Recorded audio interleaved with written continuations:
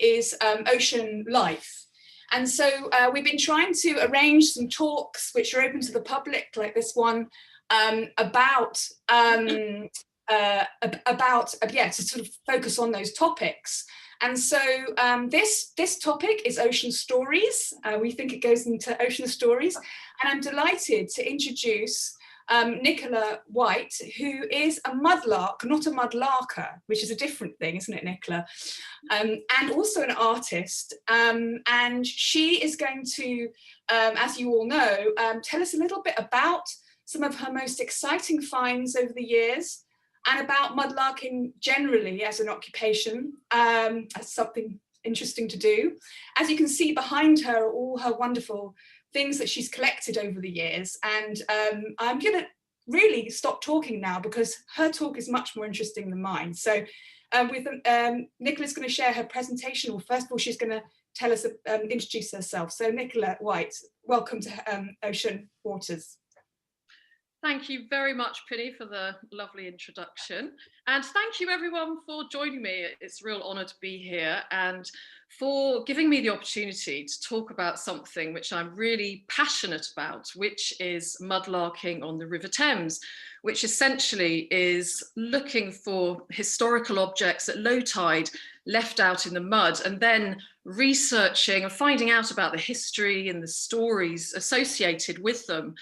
Now, mudlarking has actually become a very, very popular activity, and it inspires hundreds and hundreds of people, and it's really an inspiration. I mean, sorry, it's an inspiration for the imagination, because regardless of what you find, when you start to research it, you're going to find some information which really enriches your life and the lives of those around you that you share it with. I mean, I've learned some wonderful and obscure facts that I would never have learned at all if it wasn't for something that I found in the Thames mud. I mean, you can go down so many rabbit holes, and you know, you can find things from Neolithic flints to messages in bottles, all sorts of things. And just as an extreme example, a short while ago, I found this little chap staring up at me from the Thames mud. Some kind of wooden dog, and I thought, gosh, that's interesting, but I'm definitely not taking you home with me. What on earth are you? So I took a photograph of him and put him on Twitter, and then I left the river. And it wasn't very long afterwards that I was contacted by several people saying, gosh, you know what you've got there? You've got a piece of art from the Democratic Republic of Congo, probably from the late 19th century. And it's really important. So I had to quickly run down to the river again and get it before it sailed off down to its next stop along the Thames. So luckily he was still there. And I've learned about this rather wonderful object, which is a Nikisi Kozo piece of art from the DRC, and he's probably going to be returned there now. I'm just waiting to do a Zoom meeting with some professors at university and the DRC. So I mean, it's just one extreme example, but of course, you know, even if you find a button or a coin in the river, you're going to learn something that you didn't even know that you needed to know. For example, I found this piece of, what I found out was a piece of turtle bone. And then I learned that the Georgians used to love eating turtle soup. And I found this in a dump area of the Thames with lots of other bits of evidence of grand feasting going on. And so you just never know what you're going to find in the Thames mud. It's absolutely fascinating. And so I'm going to share with you now a few of my favourite finds. But first of all, for those of you who may not be familiar with what mudlarking is, I'll just tell you a little bit about that. So I'm going to now share my screen. This is the scary part. Right, here we go. So I'm going to go into my PowerPoint and play from the start. So can you all see my screen? Good. So what is mudlarking? Well, actually mudlarking, the term mudlark dates right back to pre-Victorian times, and the mudlarks were extremely poor people.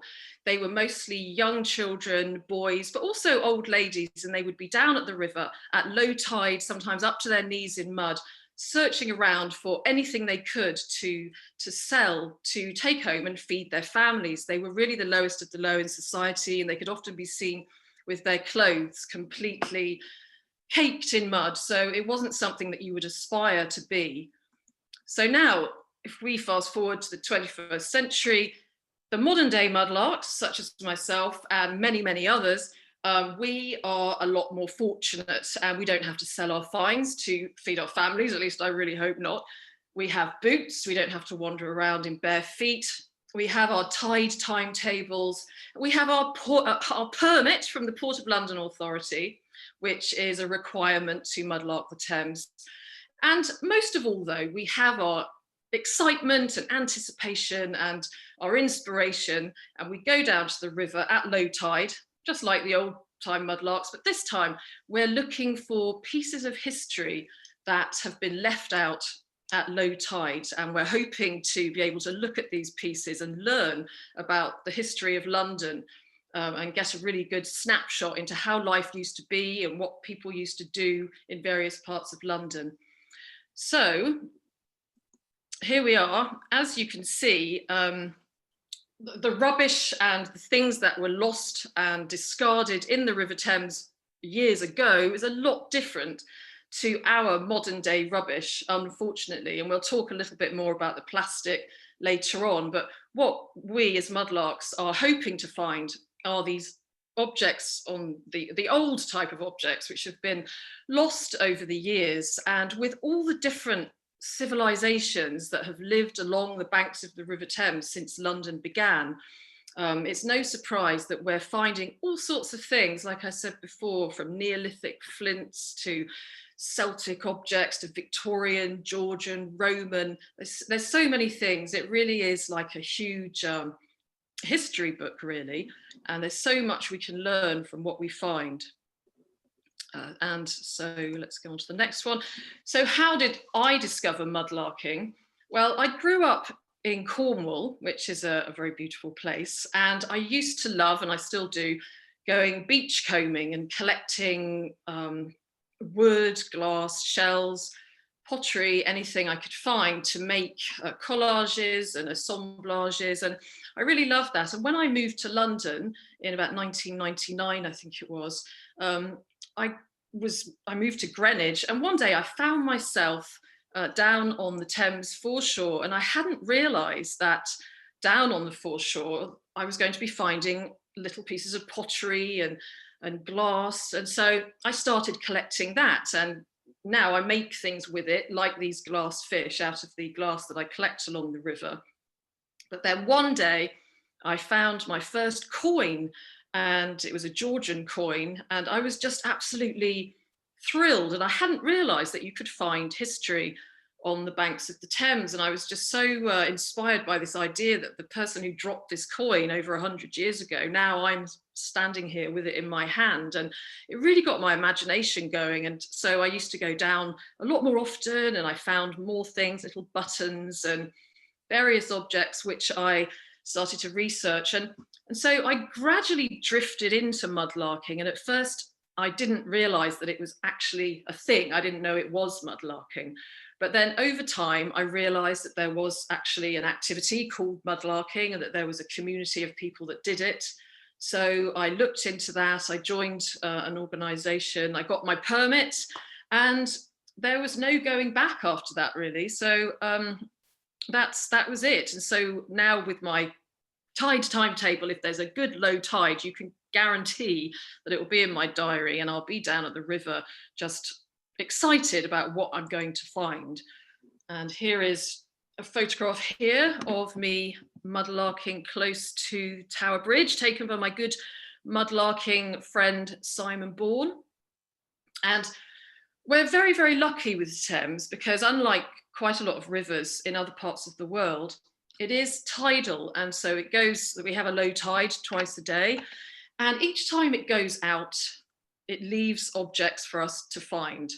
And so you're going to see at low tide in London rather a lot of people on their knees looking around to see what the tide has left out for them that day. And you never ever know what you're going to find, but you're pretty much guaranteed to find something, even if it's just a very tiny button or a bead. And there are always very intriguing stories attached to these items, which is the magic of mudlarking. So here's a little scattering of things that I've found over the years. And like I said, one thing is very certain, and that is that there's going to be a story behind these objects. And I think I speak for a lot of mudlarks when I say that it's really not the monetary value behind what you find. A lot of people say, well, what's the most expensive thing you found? What's the most valuable object? I always say, like many others, that the value really is the story behind it. I mean, of course, it'd be nice to find a big gold hoard or something like that, but really primarily the smallest, very boring looking objects really can be the ones that are the most special because of the stories attached to them. And that's what I just love to share, and so do many other mudlarks. So I'm now going to share with you some of my favourite finds. I've had a drink of water. Sorry about that. I wouldn't really be able to give a mudlarking talk if I didn't say something about clay tobacco pipes, because I have to admit they are one of my favourite finds. And if you were to try mudlarking, it's one of the things really that you probably are guaranteed to find. Little clay pipe stems. I've got some here. I'll hold them up to the camera. Little cylindrical sort of little pipes. And what they are clay pipe stems. And they're often referred to as old-fashioned cigarette butts, which is essentially what they are, because since tobacco was introduced to England in the late 16th century, smoking became very, very popular. I mean, men, women, and children did it, and they used to use these tobacco pipes, and they would only smoke them probably once or twice, and then they would get clogged up or they would break them, and then they'd throw them away. And an awful lot of them, hundreds and thousands, in fact, ended up in the River Thames. And so when you're on the Foreshore, you're going to find those clay pipe stems, and if you're lucky, you'll find some with bowls attached. And there's a real art in these clay pipes. These are earlier ones, and even these, you can tell a lot about them by the size and shape of the bowl. Some of these smaller bowls here, they're a lot older because tobacco was a lot scarcer and it was a lot more expensive. And then gradually, as time went on, the bowls got bigger. And so we can tell a lot about them by looking at the size. But they really are like old-fashioned cigarette butts, really, except they're so much more pleasant to find and obviously a lot less harmful to the environment. Now, there's nothing like a good pipe extraction. I never fail to, I never get bored of spotting a telltale sign of a pipe in the mud. It's very, very exciting because you don't know if there's going to be any stem on the end. You don't know if it's going to be broken. You don't know if you're going to have a maker's mark on the side so that you can research the person who made it. And so each time I see a pipe in the mud, I make a point of filming it. And so I thought you might like to see one of my pipe extractions, which I did recently. So I'm going to play that for you now. I hope that it comes out in good enough quality on your screen. So here we go. This is a recent clay pipe extraction. So there's evidence of a pipe here. So I'm going to carefully excavate it, see how much of it is there. Let's have a look. Oh, it's quite deeply embedded. And it looks like it's got a nice stamp on the base of the heel there as well. This is exciting. Wowza. I think, this hasn't been held by anyone since the person who smoked it, probably. Look at that.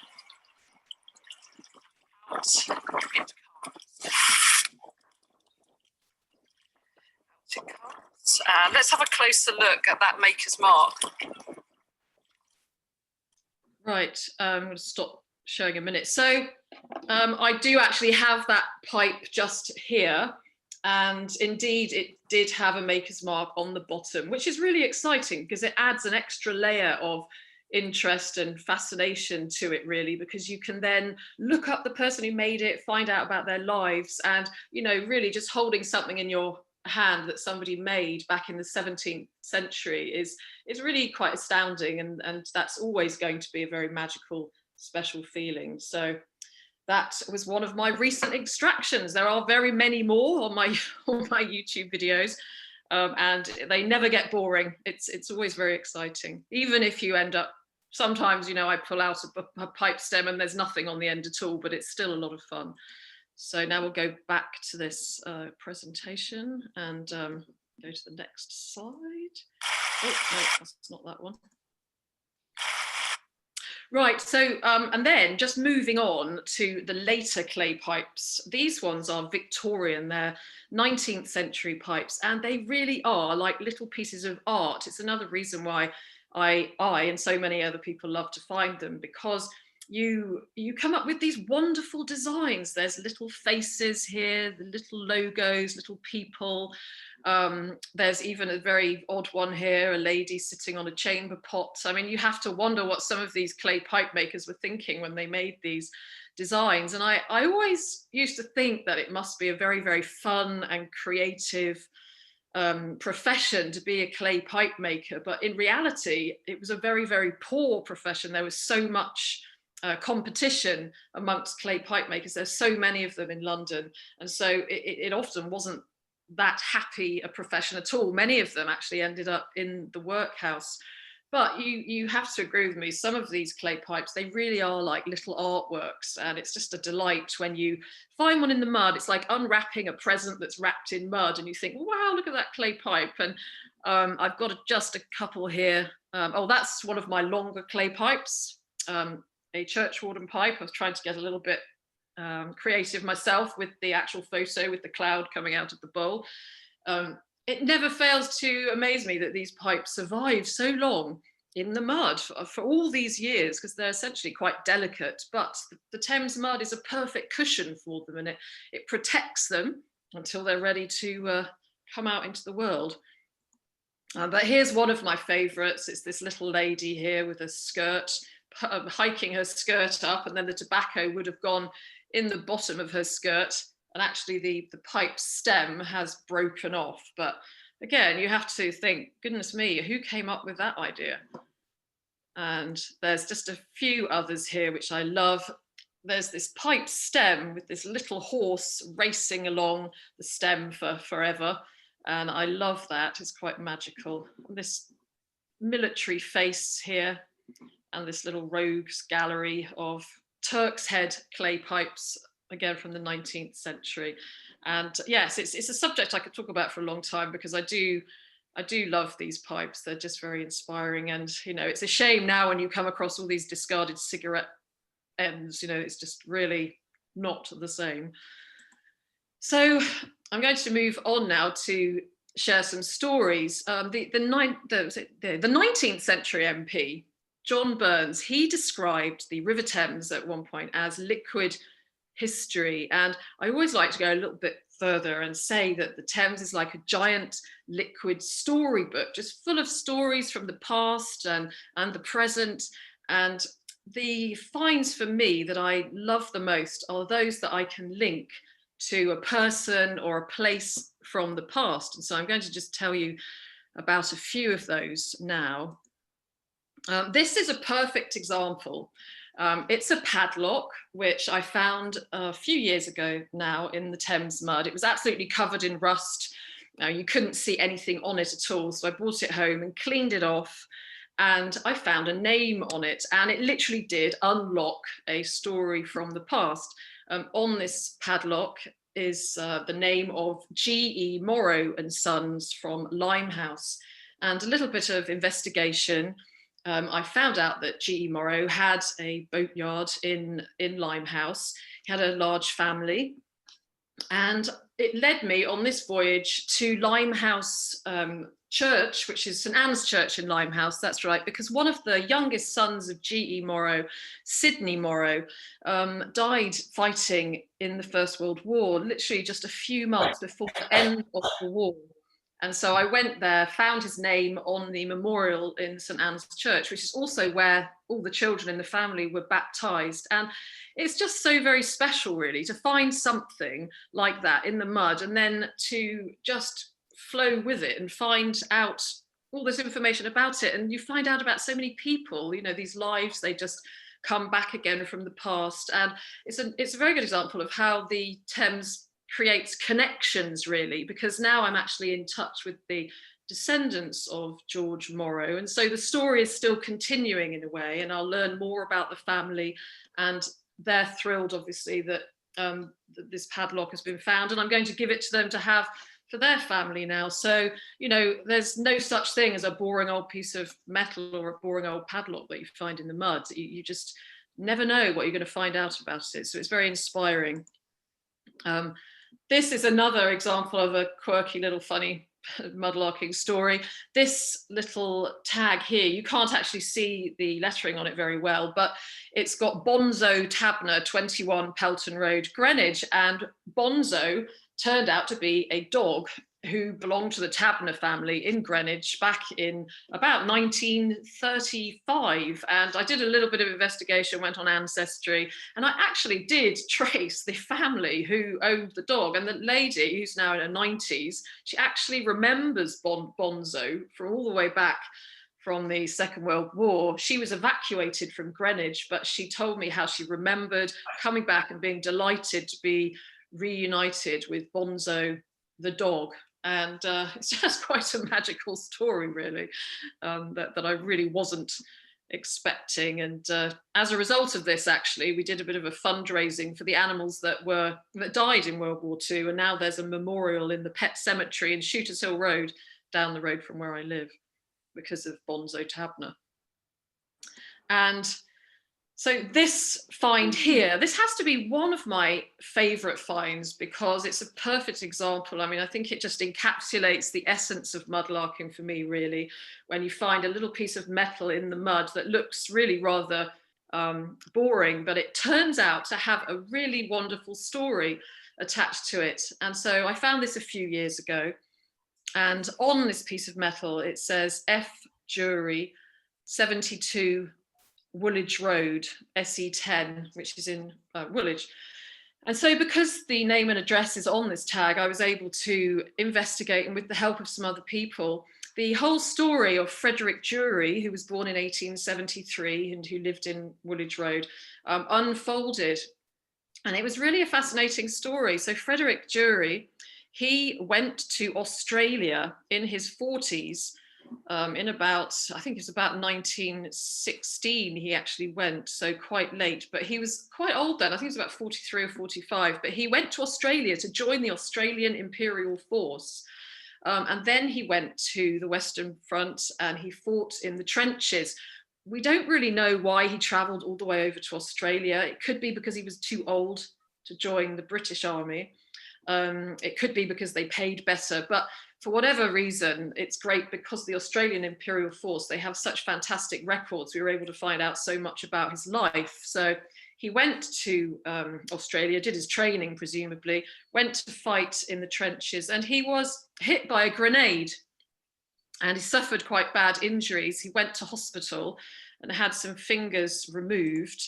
And this is where I'm going to do a little detour into one of my other mudlarking finds, which was a hand grenade here, which I also found a few years ago. It's probably from World War II. It's probably one of the ones that was issued to the Home Guard, but I saw it sitting there. I recognized it. It looked a little bit like a mini pineapple. So I called the police and they came along. It got very muddy as they were looking at it to see if it really was a grenade, and they confirmed that it was. And so they called the ordnance squad and they came along and detonated it. So I thought you might like to see the explosion which followed. It was quite exciting. They let me film it and they shut the Thames for a little while. So it was rather an event. So here you are. I'm just going to show you this explosion.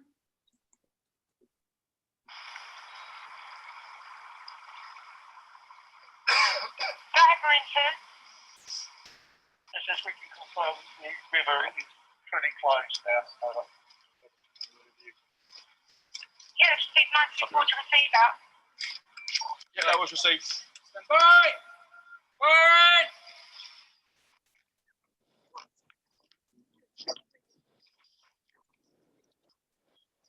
Oh, you did it. Bloody hell. You're okay. So I don't know if you could, were you able to hear the explosion there? Yeah, okay, good. So going back to Frederick Drury, I think sitting there listening to that explosion, it really brought home to me how terrifying it must have been for somebody like him to be fighting in a war and to actually be hit by a grenade. And I went on to research him further, and he came back after the war. He did survive the war. He had some operations, but he came back and he married his landlady, who was called Amelia. And he died in about 1932. And I thought that would be the end of the story, but it was amazing, really. I managed to find out where he was buried, and it's just around the corner in a cemetery not far from where I live in Shooters Hill.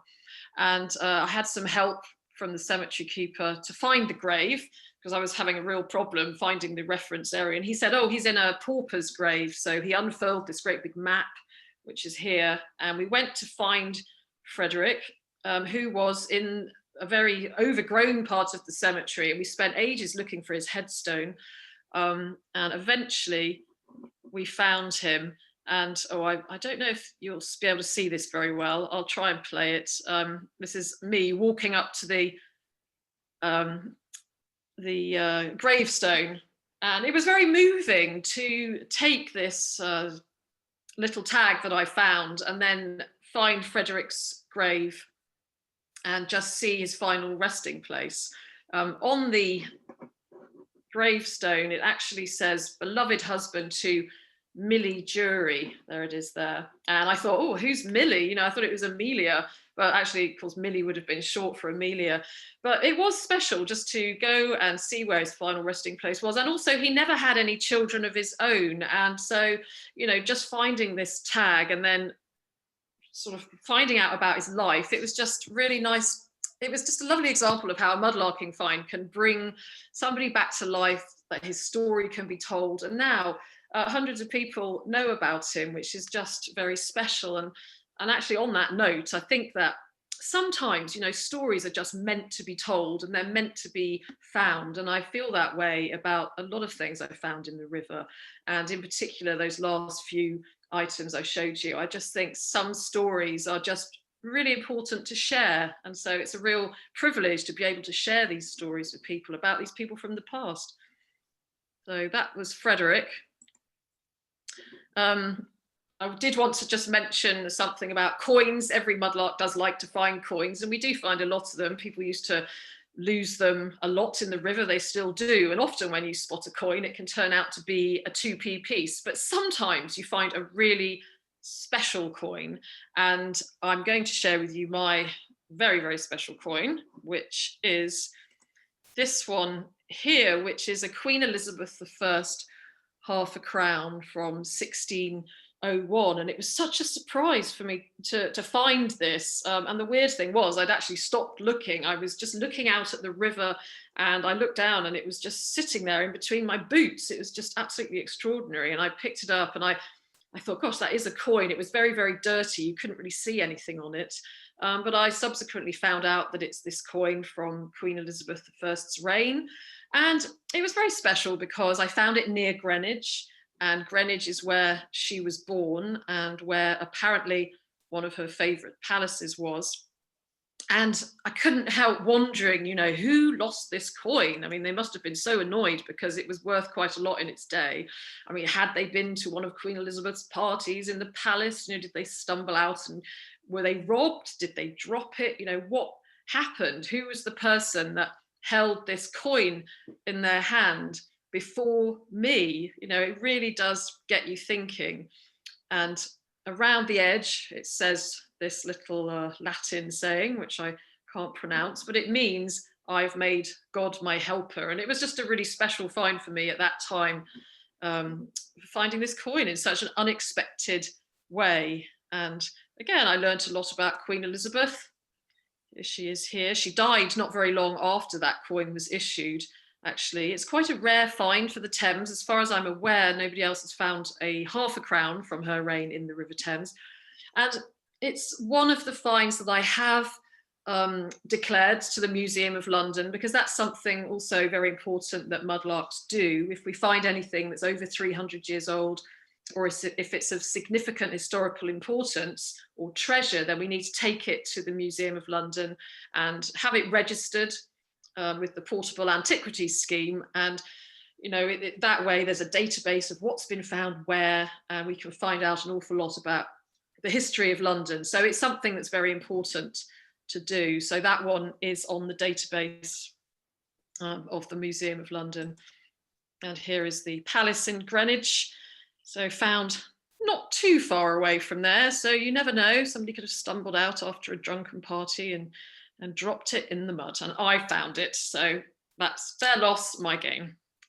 So now we're moving on a little bit to have a look at some of the objects which are a lot more recent, because it's not just historical objects which the River Thames throws out. There's a lot of modern stories as well, and some of these include rather a lot of discarded toys. And I have to admit, I do have rather a lot of them. I call them the Thames Orphans, and I collect them. I've got a huge my shelves are being gradually taken over, a little section over there that you can't see, by the Thames Orphans. I may have to get some of them adopted soon. And it's always a pleasure to find them. And, we find old-fashioned toys in the river, like old lead toys as well. So, I mean, there's something about toys. Children down the ages have just been losing their toys in the River Thames. But I also find quite a lot of messages in bottles, and this is something quite special, really, because when you find a message in a bottle, you're finding a handwritten letter, and we just don't really find many handwritten letters these days. In this day of modern communication, emails and texts and things, it's not often that we get to read a letter. So whenever I find one, it's always quite an exciting moment to open it up and read it. Messages in bottles have been sent since back in the ancient Greek times, and there's so many reasons that people send them. It can be just to express feelings of happiness or sadness. Many people say goodbye to people in a message in a bottle. You sort of channel that emotion into a bottle and then set it off going down the river, sort of taking away those painful emotions. But children write them, adults write them. Some of them are funny, some of them are jokey, some of them are happy, sad, some of them are rude, some of them are very very strange. But for whatever reason, I've now found just over about 130 of them, and I do have a little 4-minute film here which the BBC made a few years ago, which sort of encapsulates really my message in a bottle voyage, which I thought you might like to watch. I hope it comes out okay on your screens. If not, then afterwards, obviously, I can send you the YouTube link to watch it. It's very short, so let's have a go and see if it works.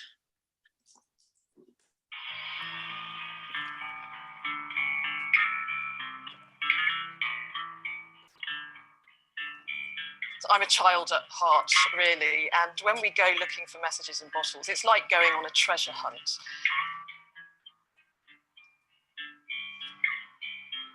Every bottle with a message in it has its own story. A story in a time capsule. The first time I found a message in a bottle, it was quite by accident. It was our dog Misha, who loves to go and retrieve plastic bottles from the water that we throw in for her during our walks. And she came running over with a bottle, and I noticed there was something inside of it, a rolled up piece of paper. On the back is written "message in a bottle," so there was no way of missing that. And it was a message from a little girl called Mia from Essex. Put this in the River Upnor. If you find it, please let us know how far it got, which we did. So that was the start of it, really. And after that, I started actively looking for messages in bottles. I found this message in a bottle earlier this year. It's from a little boy called Jack, who threw his wish into the river. He says, "I wish I could be a Dino Thunder Power Ranger. the Red Ranger from Jack. And there were no contact details, so we embarked upon a mission to find him, and through Twitter found him 3 hours later and sent him a Power Ranger outfit. And he then sent us a card with a picture of him in his attire. We're going message in a bottle hunting at Cliff in Kent, which is on the Thames estuary, and it's a perfect trap for debris that's been floating down the river. It tends to collect a lot of bottles. So it's the ideal place to find a message in a bottle.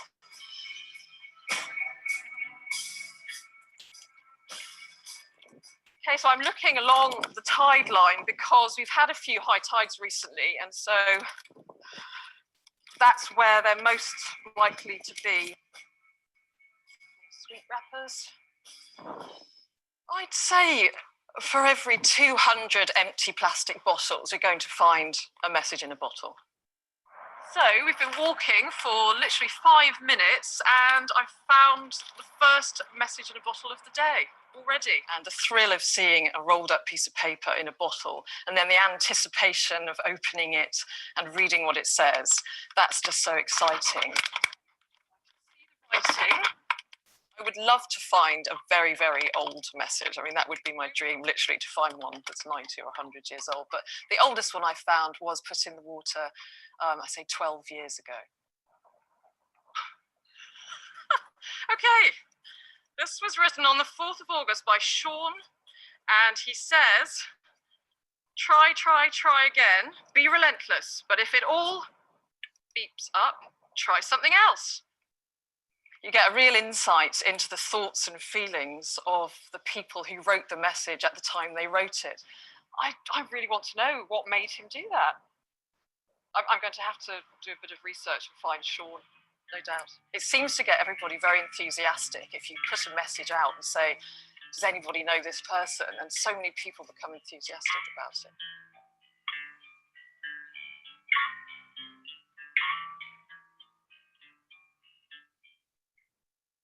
One lady who threw a message in a bottle in the river, I actually met her. It was one of the more poignant messages that I found. It was a lady who put a small bag of her sister's ashes in a bottle and set her free on the river. I suppose as a symbolic letting go. If you're going to write a message in a bottle, use pencil, because if you use pen, the sun tends to bleach the writing. Now, yeah, it's blank. There's one thing that all the messages in bottles I've found have got in common is that when you do throw a message into the water, you've got no choice but to let go of the outcome, really, let go of the expectation, because you have no idea if somebody's going to find your message or who's going to find it and when. And I think that whole letting go of the outcome and letting go of the expectation is something quite special to me, because I try and apply that now in my own life. Right. Oh, sorry.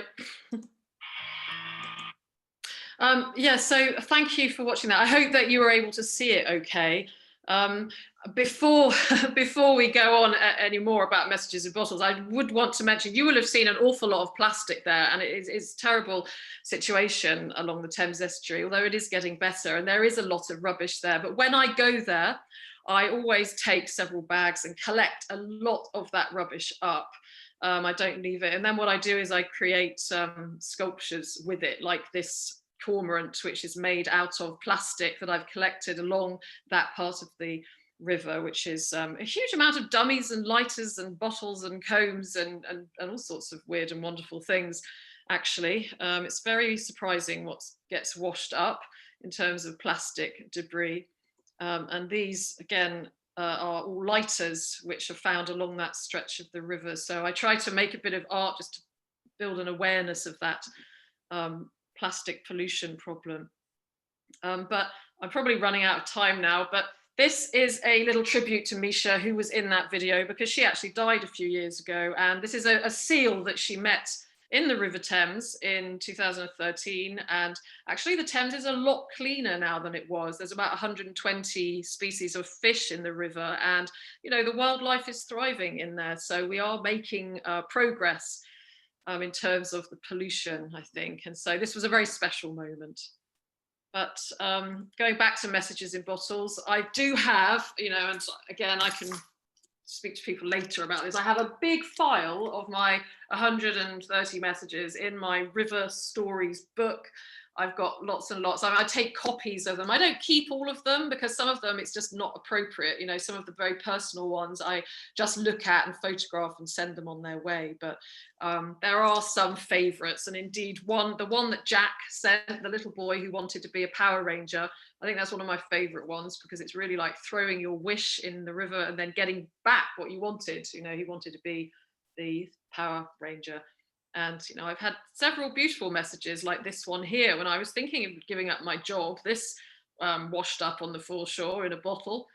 To be rich is great, but your riches do not come from the cash you have, but from the blessings in your life, your family, friends, your beautiful soul. Share your love and you'll be sharing your riches and they'll come back to you tenfold. So, it's wonderful to get these lovely messages from the river. I showed this one to Lou the other day from Here on Earth. Of course, I can't remember. She did translate it for me. Can't remember what it actually says. I get a lot of messages which are foreign, of Spanish, Danish, Chinese. Is this? I'm not quite sure, but so many different people, different nationalities throw messages in the river. This one was Sweden. And this was asking people who found the bottle to write to their brother Jonas, who's here, to wish him a happy 40th birthday. And when I found it, he was about 8 years older. So I did get in touch, and it was really fun to connect with them. I think as a lot of things that we find in the river, whether that's messages in bottles, artifacts, it's all about connection really, and the stories. And it's that's very special. And I guess if I would leave you on a philosophical note, I'd say that, sometimes when I find these objects, I think, gosh, what would somebody find out about me, my story, if they found my luggage tag in 150 years' time? And so it's something to think about. I think we all leave a story and we can all create our own story. And so, what is your story? What would somebody find out about you if they find your luggage tag in the River Thames in 150 years' time? So that's about it really. And I was going to say, if you want to know more about mudlarking, please check out my YouTube. There's also some other fantastic YouTube channels. My friend Simon has one too.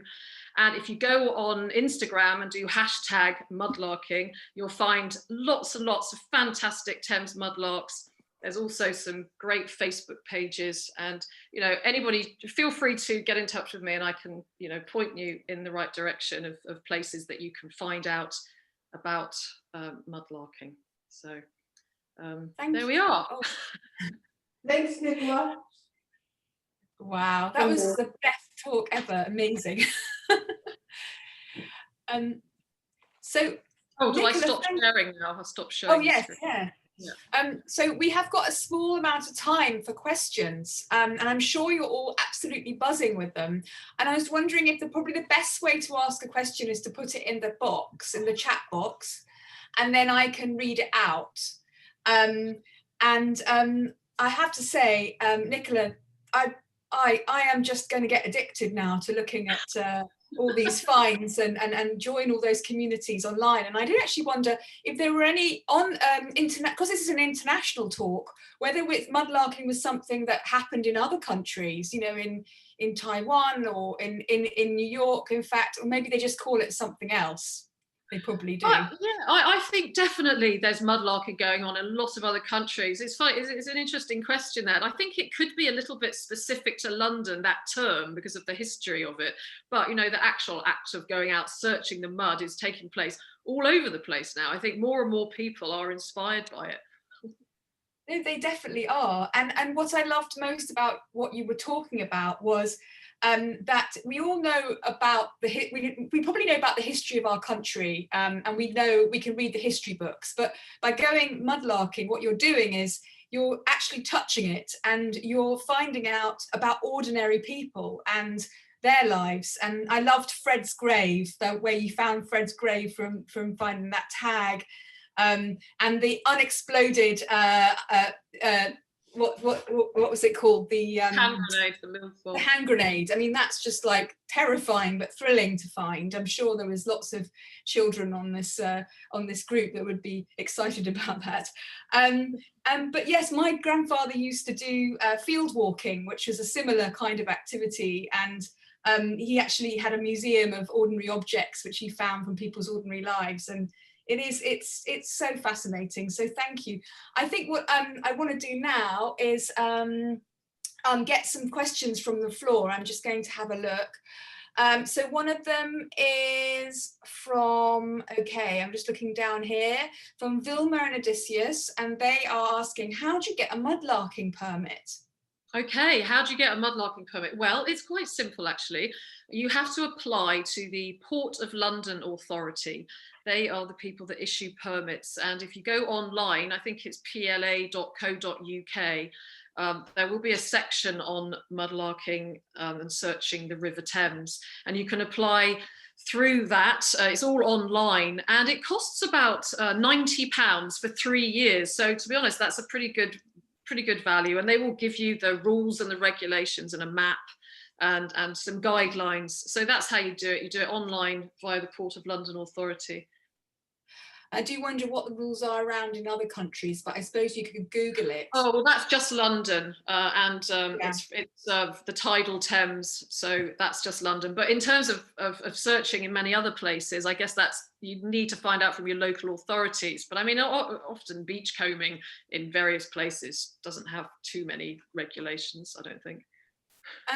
And so one of the questions I have here from Catherine is, do you see any effects of lockdown on the foreshore and things you find? Yeah, now during the first lockdown, actually, we were told not to go mudlarking because resources weren't to be taken away, from the river in case somebody got in trouble.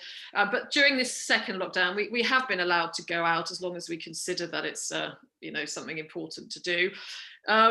And yes, definitely. I mean, I will say there's been an awful lot of masks washing up on the foreshore that I go to, which is a bit of a shame. So that's one of the negative effects. But on the other hand, when I went down to the river after the first lockdown we had, where we were all let out for a while, I noticed waders, little birds had come into central London. There was a lot more wildlife, that there was a heron which had taken up residence near Greenwich, actually.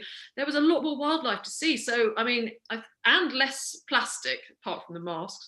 So, yes, I do think that it gave nature a bit of time to rejuvenate itself in the River Thames as well. Yeah, for sure. Yeah, no, definitely. I can imagine. I see masks everywhere. It's quite shocking, actually, isn't it? How many have been discarded? But still, it's great to hear the wildlife is coming back in a way. Mm-hmm. And I've got a couple more. Matthew has his hands up. Matthew B. Sorry? Matthew B has his hands up. Okay, yeah, Matthew B. If you can do your microphone, yeah. Here he is. Here he is. And there's Matthew. He's only 6 and he watches and he just wanted to say hello and show you a couple of things he's found locally. Oh my goodness, you found an amazing bottle. Yeah, I'm not quite. That's we're hoping it was Victorian. It's a Victorian house which has been demolished a long time ago, and we sometimes just sort of spot what we can find, sort of scattered around. So he wanted to show. They're really exciting finds, aren't they? It's great finding those. Sometimes the things you find that are a bit broken are better than when they're whole, because they've got like a bit of a story behind them. Yeah, that looks like somebody's old ornament. Definitely, it's probably late Victorian or early 20th century. Hold it up again for her. Yeah, absolutely. That's brilliant. We'd like to say thanks as well, because he loves watching your videos. Oh, well, thank you for watching. Keep looking for history, Matthew, because you never know what you're going to find. You never know. Thank you. Go on. Thank you. Well done, Matthew. That's amazing. Thanks, Nicola. Great things you found there. I have a very interesting question here from Shelley, who says, what would you love to find that you haven't found yet? Oh, well, that's a good question.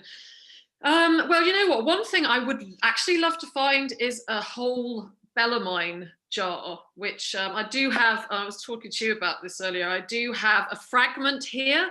It's a 17th century stoneware jar, and I do have a few necks. They have this depiction of a rather wild bearded man on there.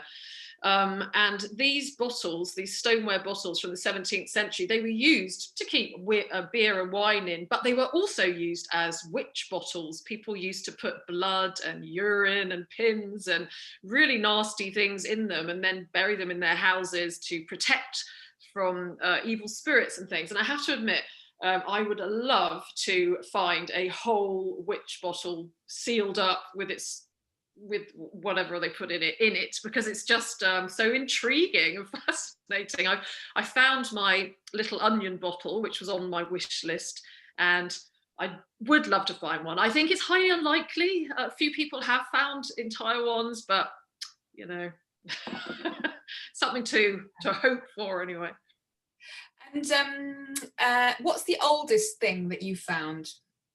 Well, I mean, I found some very nice, very, very old fossils, but I'm not such an expert on fossils. I think probably my oldest find that's man-made has got to be some of my Roman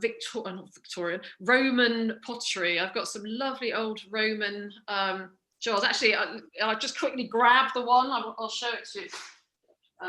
One sec, let me grab it. I think we would all love to come into your studio right now and have a look at everything. It looks like a museum. This is a beautiful little Roman pot. It's a poppy head beaker. It would have been used to drink from, and it's almost intact. And to think that that was on a Roman's table, that's just, whew, every time I think about it, it just gets me very excited. That is really exciting, isn't it? It's amazing.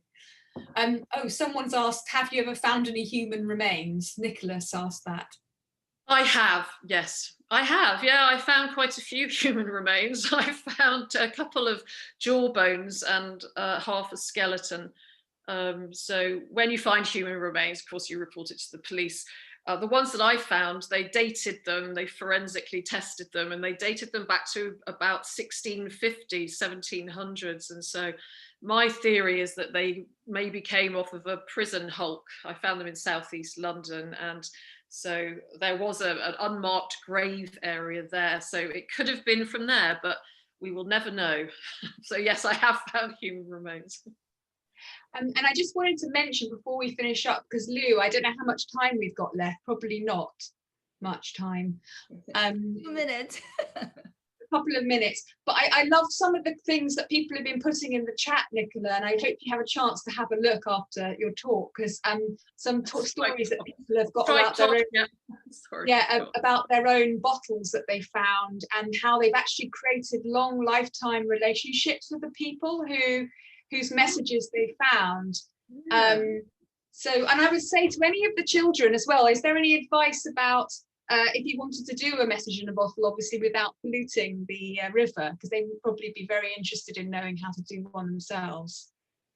Yeah, it's always a bit of a difficult subject. So I would never want to sort of encourage people to throw litter in the Thames and plastic bottles. I'd say if you want to throw a message in a bottle, I'd say just importantly use a glass bottle with a cork in it, and you know, that would be what I would say, and write it in pencil as well, and then throw it in and see what happens. I've got to admit, I have sent a few myself and I haven't heard back yet, so maybe one day in 15 years time somebody will find it and get back to me.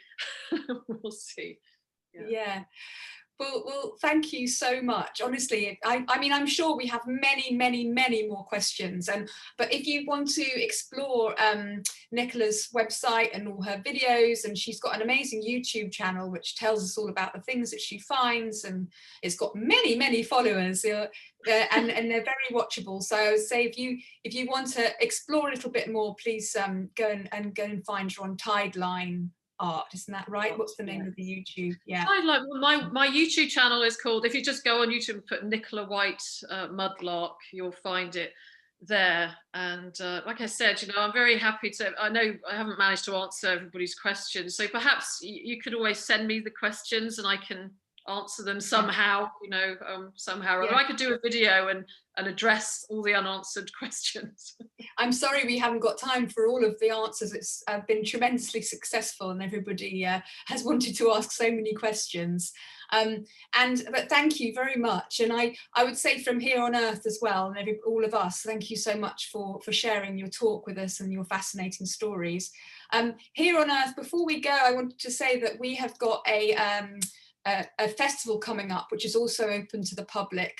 And it's the Here on Earth screening and exhibition, and it's called Ocean Waters, and it's actually on around the same time as the World Earth Day, so April the 22nd to 25th. So if you're interested in joining us for more interesting films and talks and all that kinds of thing, those kinds of things, do feel free to sign up for that. I'm going to put it in the chat so that you can sign up for more stuff from us.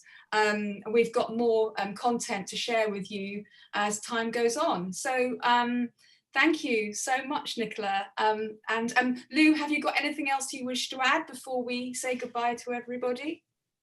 Just want to give a special thank you to the University for Life and Peace and Space New York. They sponsor the programs, and the whole Here on Earth project is under their, it's presented by the University for Life and Peace. So in the email, if you want to stay tuned with our program, the Earth Day events, please check our website. And we're really honored to have Nicola White to be here today and share her exciting stories. And I just, I wanted to remind everybody that the kind of the philosophical question that Nicola posed at the end, if you were gonna leave a story for our community, what would be your stories? I think that's what we're all kind of inspiring, and a group of students we've been working with, and they're trying to live their stories and share with the people all over the world. We have students from London, from New York, from Taiwan, who's producing their videos and sharing their stories, how their connection with the oceans. So stay tuned, and we want to share with you more stories along with the exciting YouTube from Nicola. Oh, yeah, and if I could just say thank you so much, everyone, for coming. I really, really feel very honoured that you all sat down on your Saturday afternoon to join this talk. So thank you ever so much, and sending you all lots of love. I appreciate you all. So thank you. Thank you, Nicola. And thank you for inviting me here on Earth. Thank you very much. Yeah, no problem. We're gonna have the recording of the videos. So afterwards, maybe Nicola, if you want to share, feel free to share. Sure, no, I absolutely will, definitely. Yes. Okay. Bye, Thanks, everybody. Bye bye. Have fun. Bye. Walking. Thank you.